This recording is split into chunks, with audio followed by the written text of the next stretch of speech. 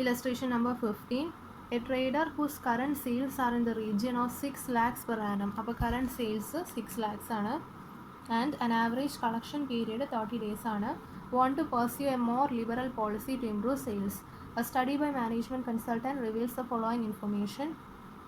Credit policy തന്നിട്ടുണ്ട്. അപ്പോൾ ഇവിടെ ABCD 4 ഓപ്ഷൻസ് ഉണ്ട്. ഇൻക്രീസ് ഇൻ കളക്ഷൻ പീരീഡ് തന്നിട്ടുണ്ട്. ഓക്കെ, അതായത് ഇപ്പോൾ 30 ഡേയ്സ് ഉണ്ട്. എയിൽ അപ്പോൾ എത്ര വരും? 30 + 10 40 ഡേയ്സ്. ബിയിൽ 30 + 20 50 ഡേയ്സ് അങ്ങനെ എടുക്കണം. Okay, then increase in sales. Current sales എത്രയുണ്ട്? 6 lakhs. ക്രെഡിറ്റ് പോളിസി എയിൽ 30,000 ഇൻക്രീസ് ഉണ്ട്, അപ്പോൾ 6,30,000. ബിയിൽ 48,000 ഇൻക്രീസ് ഉണ്ട്, അപ്പോൾ 6 lakh + 48,000 6,48,000. സിയിൽ 6,75,000. ഡിയിൽ 6,90,000.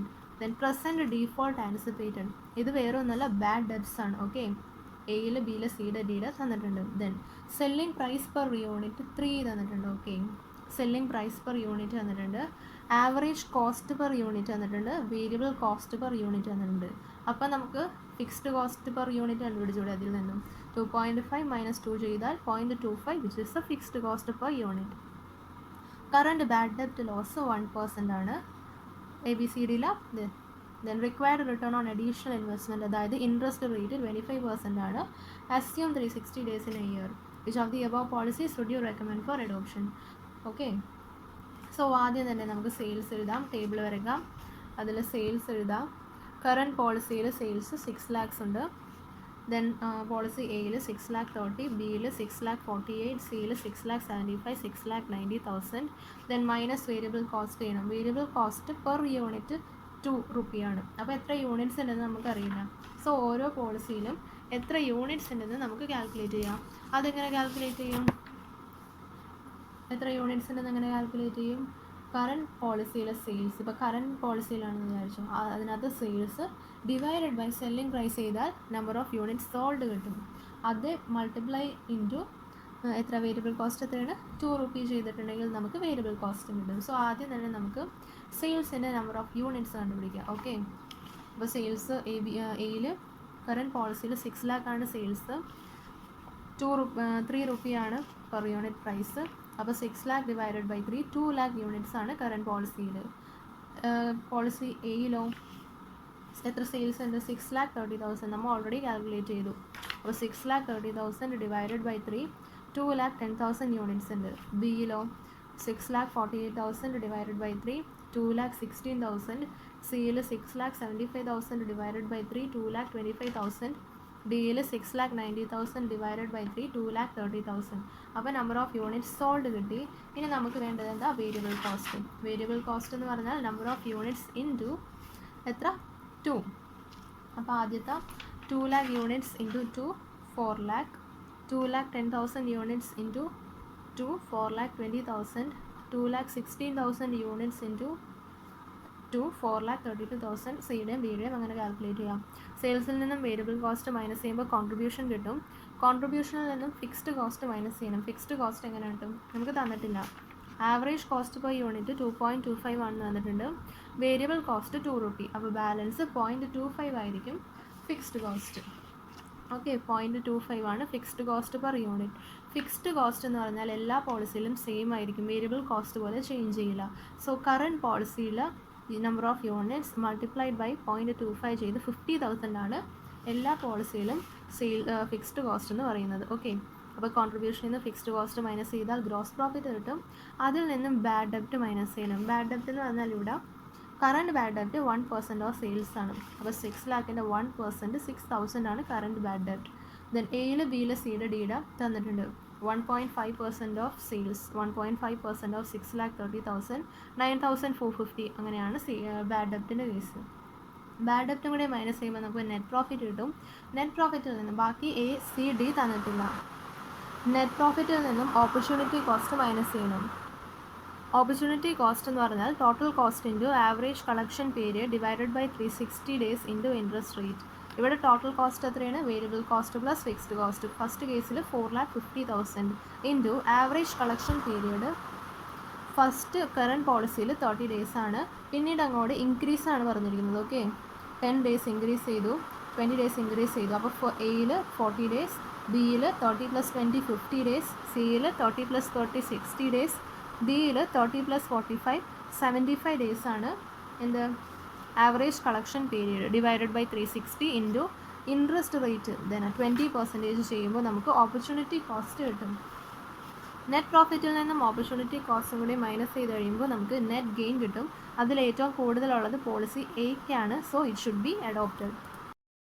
Illustration number 16. XYZ Corporation is considering relaxing its present credit policy and is in the process of evaluating two proposed policies. അപ്പോൾ പുതിയ പ്രൊപ്പോസ്ഡ് പോളിസീസ് രണ്ടെണ്ണമുണ്ട്. Currently the firm has an annual credit sales of 50 lakh. Sales തന്നിട്ടുണ്ട്. Account receivable turnover ratio തന്നിരിക്കുന്നത്. അപ്പോൾ account receivable turnover റേഷ്യോയിൽ നിന്ന് നമുക്ക് average collection period അതായത് ക്രെഡിറ്റ് പീരീഡ് കണ്ടുപിടിക്കാൻ പറ്റും. Then the current level of loss due to bad debt is 1,50,000 ആണ് current bad debt. The firm is required to give a return of 25% on the investment in new account receivable. അതായത് 25% ആണ് interest. Okay, the company's variable cost are 70% of the selling price. Selling പ്രൈസിൻ്റെ 70% ആണ് variable cost.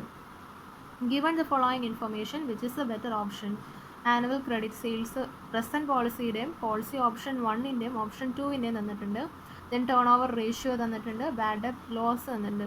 ഇവിടെ ശ്രദ്ധിക്കേണ്ട കാര്യം turnover റേഷ്യോയിൽ നിന്ന് നമുക്ക് കളക്ഷൻ പീരീഡ് കണ്ടുപിടിക്കണം. സോ ആവറേജ് കളക്ഷൻ പീരീഡിൻ്റെ formula average collection period is equal to number of months in a year അല്ലെങ്കിൽ number of days in a year അല്ലെങ്കിൽ number of weeks in a year divided by turnover ratio. ഇവിടെ നമ്മൾ month ആയിട്ടാണ് എടുത്തിരിക്കുന്നത്. 12 months 12 divided by turnover ratio ആയിട്ടാണ് എടുത്തിരിക്കുന്നത് ബിസിനസ്സിന് വേണ്ടി. സോ നമുക്ക് പ്രോബ്ലം വരയ്ക്കാം. ആദ്യം തന്നെ ടേബിൾ വരയ്ക്കാം. ഫസ്റ്റ് സെയിൽസ് ആണ് വേണ്ടത്. സെയിൽസ് 50 lakh 60 lakh 67 lakh 50,000 തന്നിട്ടുണ്ട്. വേരിയബിൾ കോസ്റ്റ് 70% ആണ്. അപ്പോൾ സെയിൽസിൻ്റെ 70% വേരിയബിൾ കോസ്റ്റ് കണ്ടുപിടിച്ച് എഴുതാം. റെഡ്യൂസ് ചെയ്യുമ്പോൾ കോൺട്രിബ്യൂഷൻ കിട്ടും. അതിൽ നിന്നും റെഡ്യൂസ് ചെയ്യാനായിട്ട് ഫിക്സ്ഡ് കോസ്റ്റ് തന്നിട്ടില്ല. സോ ഫിക്സ്ഡ് കോസ്റ്റ് വരാത്തതുകൊണ്ട് ഈ കോൺട്രിബ്യൂഷൻ തന്നെയാണ് നമ്മുടെ ഗ്രോസ് പ്രോഫിറ്റും. So A B C D ആണ് ഇനി റെഡ്യൂസ് ചെയ്യേണ്ടത്. നമുക്കിവിടെ എ ഇല്ല, സി ഇല്ല, ഡി ഇല്ല, പക്ഷേ ബാഡ് ഡെപ്റ്റ് തന്നിട്ടുണ്ട് 1,50,000 3,00,000 4,50,000. അതും മൈനസ് ചെയ്യുമ്പോൾ നമുക്ക് നെറ്റ് പ്രോഫിറ്റ് കിട്ടും. നെറ്റ് പ്രോഫിറ്റിൽ നിന്നും ഓപ്പർച്യൂണിറ്റി കോസ്റ്റ് മൈനസ് ചെയ്യണം. സോ ഓപ്പർച്യൂണിറ്റി കോസ്റ്റിൻ്റെ ഫോർമുല എന്ന് പറയുമ്പോൾ total cost into average collection period divided by 360 into interest rate. നമുക്കിവിടെ ആവറേജ് കളക്ഷൻ പീരീഡ് അറിയില്ല, പകരം നമുക്ക് accounts receivable turnover ratio അറിയാം. അപ്പോൾ ആവറേജ് കളക്ഷൻ പീരീഡിൻ്റെ ഫോർമുല എന്ന് പറഞ്ഞാൽ which is equal to 12 months divided by turnover ratio. അപ്പോൾ പ്രസൻറ്റ് പോളിസിയുടെ എത്രയായിരിക്കും? 12 months ഡിവൈഡഡ് ബൈ 4 3 ആണ്. ഓക്കെ, ദെൻ 3 months ആണ്. ദെൻ ഓപ്ഷൻ വണ്ണിൽ 12 ഡിവൈഡഡ് ബൈ 3 4 months. ഓപ്ഷൻ 3ൽ 2.4 divided by 12 divided by 2.4 5 months ആണ്.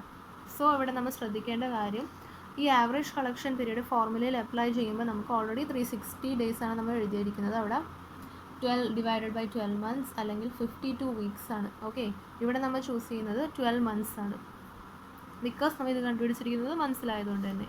ഓക്കെ, ഇനി നമുക്ക് ഓപ്പർച്യൂണിറ്റി കോസ്റ്റ് കണ്ടുപിടിക്കാം. സോ പ്രസൻറ്റ് പോളിസിയുടെ ടോട്ടൽ കോസ്റ്റ് എത്രയാണ്? വേരിയബിൾ കോസ്റ്റ് ആണ്. ഇവിടെ ഫിക്സ്ഡ് കോസ്റ്റ് ഇല്ല. അപ്പോൾ എല്ലാത്തിൻ്റെയും വേരിയബിൾ കോസ്റ്റ് തന്നെയാണ് ടോട്ടൽ കോസ്റ്റ് ആയിട്ടും വരുന്നത്. ആവറേജ് കളക്ഷൻ പീരീഡ് നമ്മൾ ഓൾറെഡി കണ്ടുപിടിച്ചു. 3 months 4 months 5 months divided by 12 ആണ്. 360 അല്ല, ഇത് നമ്മൾ മന്ത്സിൽ കാൽക്കുലേറ്റ് ചെയ്തുകൊണ്ട് മന്ത്സിൽ തന്നെ ഇതും ചെയ്യണം. Divided by 12 into interest rate എത്രയാണ്? Return of 25%. ഇൻട്രസ്റ്റ് 25% ചെയ്യുമ്പോൾ നമുക്ക് ഓപ്പർച്യൂണിറ്റി കോസ്റ്റ് കിട്ടും. ആ ഓപ്പർച്യൂണിറ്റി കോസ്റ്റ് നെറ്റ് പ്രോഫിറ്റിൽ നിന്നും റെഡ്യൂസ് ചെയ്യുമ്പോൾ നമുക്ക് നെറ്റ് ഗെയിൻ കിട്ടും. സോ ഇതിനകത്ത് ഏറ്റവും കൂടുതൽ ഇതിനകത്താണ് ഓപ്ഷൻ 2ൽ. So policy 2 should be adopted. ഈ ചാപ്റ്ററിലെ ഫൈനൽ കോൺസെപ്റ്റ് ആണ് ഫാക്ടറിങ്. ഓക്കെ, അപ്പോൾ ഫാക്ടറിങ് കൺസിഡർ ചെയ്തിട്ട് പ്രൊപ്പോസൽ ആക്സെപ്റ്റ് ചെയ്യണോ റിജക്റ്റ് ചെയ്യണോ എന്നാണ് നമുക്ക് പ്രോബ്ലം ചോദിക്കാറ്. സോ അതെങ്ങനെ കണ്ടുപിടിക്കുമെന്ന് നോക്കാം. ആദ്യം തന്നെ ട്രേഡ് റിസീവബിൾസിൻ്റെ ബാലൻസ്. ഓക്കെ, ഫോർമാറ്റാണ് പറയുന്നത്. Balance of trade receivables minus factor fees or commission. അത് യൂഷ്വലി ട്രേഡ് റിസീവബിൾസിൻ്റെ ബാലൻസിൻ്റെ പെർസെൻറ്റേജ് ആയിട്ടായിരിക്കും തരുന്നത്. അത് ബാലൻസിൽ നിന്ന് മൈനസ് ചെയ്യാം. റിസർവും മൈനസ് ചെയ്യുക. റിസർവും ബാലൻസ് ഓഫ് ട്രേഡ് റിസീവബിൾസിൻ്റെ ഒരു പെർസെൻറ്റേജ് ആയിട്ടായിരിക്കും തന്നിരിക്കുക. അത് മൈനസ് ചെയ്യുമ്പോൾ നമുക്ക് ഒരു എമൗണ്ട് കിട്ടും. അതിന് നമുക്ക് ബി എന്ന് ഡിനോട്ട് ചെയ്യുക. സോ ഇനി അതിൽ നിന്നും ഇൻട്രസ്റ്റ് മൈനസ് ചെയ്യണം. Interest is usually calculated on this B. Okay, balance of റിസീവബിൾസിൻ്റെ പെർസെൻറ്റേജ് ആയിട്ടല്ല ഇൻട്രസ്റ്റ് കാൽക്കുലേറ്റ് ചെയ്യുന്നത്. അതിൽ നിന്നും ഫാക്ടർ ഫീസും റിസർവ്സും മൈനസ് ചെയ്ത് കഴിയുമ്പോൾ നമുക്കൊരു ബാലൻസ് കിട്ടും. അതിൻ്റെ ഇത്ര % ഇൻട്രസ്റ്റ് കാൽക്കുലേറ്റ് ചെയ്യേണ്ടത്. ഓക്കെ, അത് റെഡ്യൂസ് ചെയ്യുമ്പോൾ നമുക്ക് എമൗണ്ട് പെയ്ഡ് ബൈ ഫാക്ടർ കിട്ടും. ഇനി നമുക്ക് ഇഫക്റ്റീവ് കോസ്റ്റ് ഓഫ് ഫാക്ടറിങ് കിട്ടണം. എന്നിട്ട് effective cost of factoring borrowing കോസ്റ്റിനേക്കാളും കുറവാണെങ്കിൽ ഫാക്ടറി സർവീസസ് പ്രൊവൈഡ് ചെയ്യാവുന്നതാണ്. So effective cost of factoring എങ്ങനെ കണ്ടുപിടിക്കും? ഫോർമുലയുണ്ട്. Fees or commission plus interest divided by amount paid by factor into 100. ഒരു പെർസെൻറ്റേജ് എന്തുണ്ടാവും, എന്നിട്ട് ആ പെർസെൻറ്റേജും ബോറോവിങ് കോസ്റ്റായിട്ട് കമ്പയർ ചെയ്യുക. എന്നിട്ട് effective cost of factoring borrowing കോസ്റ്റിനേക്കാളും കുറവാണെങ്കിൽ അത് ആക്സെപ്റ്റ് ചെയ്യാവുന്നതാണ്. ഇനി ചില ക്വസ്റ്റ്യൻസിൽ ബോറോവിങ് കോസ്റ്റ് തന്നിട്ടുണ്ടാവില്ല. So we need to find the savings and cost. Okay, എന്നിട്ട് സേവിങ്സ് കോസ്റ്റിനേക്കാളും കൂടുതലാണെങ്കിൽ ആക്സെപ്റ്റ് ചെയ്യണം, സേവിങ്സ് കോസ്റ്റിനേക്കാളും കുറവാണെങ്കിൽ റിജക്റ്റ് ചെയ്യണം. ആ തിയറി ബേസ് ചെയ്തൊരു ഇല്ലസ്ട്രേഷൻ നോക്കാം. Illustration number 17. A factoring firm has a credit sales of 360 lakhs. Sales 360 lakhs and its average collection period is 30 days. അപ്പോൾ ആവറേജ് കളക്ഷൻ പീരീഡും തന്നിട്ടുണ്ട്. സോ നമുക്ക് എന്ത് ചെയ്യാം, assume 360 days in a year. അതിൽ നിന്നും trade റിസീവബിൾസിൻ്റെ balance എങ്ങനെ കണ്ടുപിടിക്കും? Sales into average collection period divided by 360 days, which is 360 lakhs into 30 divided by 360 ചെയ്യുമ്പോൾ നമുക്ക് ബാലൻസ് ഓഫ് റിസീവബിൾസ് കിട്ടുന്നു. Then the financial controller estimate bad debt losses are around 2% of credit sales. അപ്പോൾ credit സെയിൽസിൻ്റെ 2% ആണ് bad ഡെപ്റ്റ് loss. Okay, then the firm spent 1,40,000 annually on debtors administration. ഇത് savings ആയിട്ട് വരും. The cost comprises of telephonic and fax bill along with salaries of staff members. These are the avoidable costs. A factoring firm has offered to buy the firm's receivables. The factor will charge 1% commission and will pay an advance against receivables on an interest at the rate of 15% per annum after withholding 10% as reserve. അപ്പോൾ interest 15% ആണ്, അത് ഓർക്കണം. നമ്മൾ ബിയുടെ 15%, 10% reserve. What should the firm do? assume 360 days in a year. So ആദ്യം തന്നെ നമ്മുടെ format എഴുതുക. ഫോർമാറ്റിൽ ആദ്യം എന്തായിരുന്നു?